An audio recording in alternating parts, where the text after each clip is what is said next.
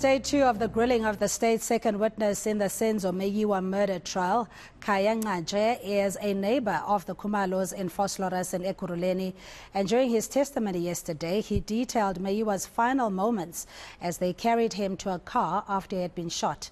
We cross live now to eNCA reporter Manqoba Mchunu, who is at the High Court in Pretoria. Manqoba, good morning to you and thanks so much for joining us. Of course, the whole question around was there an eyewitness to the whole matter had now transpired, with the neighbour coming forth being the second witness in this case. What transpired in court yesterday?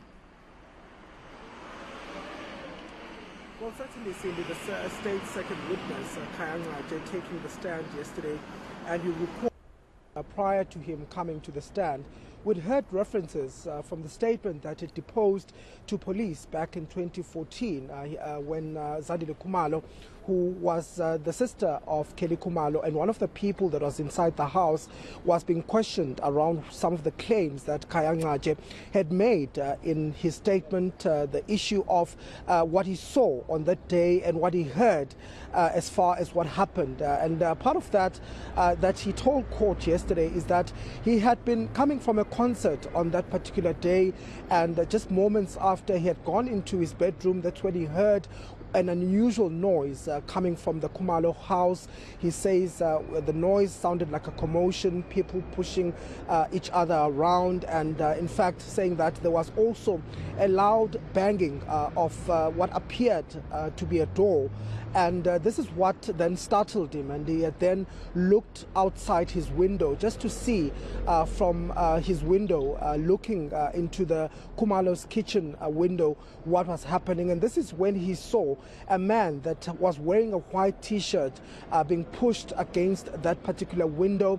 He says he then had gone outside when he heard this commotion, and he was joined by his father at the time. And this is when he then saw one of the people from the house jumping over the fence into their yard. And when they asked this particular individual, in fact, he says he was carrying a steel rod and had tried to assault this particular person, but this person had then indicated that he was not one of the criminals and that there was a problem that had arisen at the Khumalo homestead.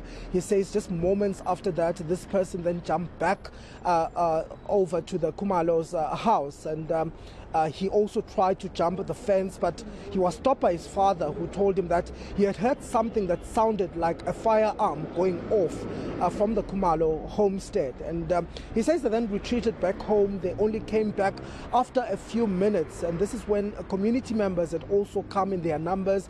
There was a loud commotion outside the house. There were people screaming outside the house, and he was ultimately told that there were people that ran away in the direction of the park. They then grouped up with some residents and tried to follow these particular people or alleged individuals. And when they got to the park, which is about 200 meters away, they didn't find anybody at the park, and so they had to come back to the house. And this is when he then went to the house to see Senzo Meyiwa lying just in the passage at the end of the kitchen. But he also spoke about the moments, the final moments of Senzo Meyiwa and what happened after that when they took Senzo Meyiwa into the car. Of course, he was one of the people that assisted the family to take Senzo Meyiwa into the back of the vehicle. He was then rushed to hospital. But Cindy, perhaps let's take a listen to some of the testimony that he gave in court as far as what he saw on the Khumalo house on that day. When we got back home, we actually went straight into the Khumalos house. When we got to the house and we got to the door, that is when we noticed the late Senzo lying down in the passage close to the kitchen.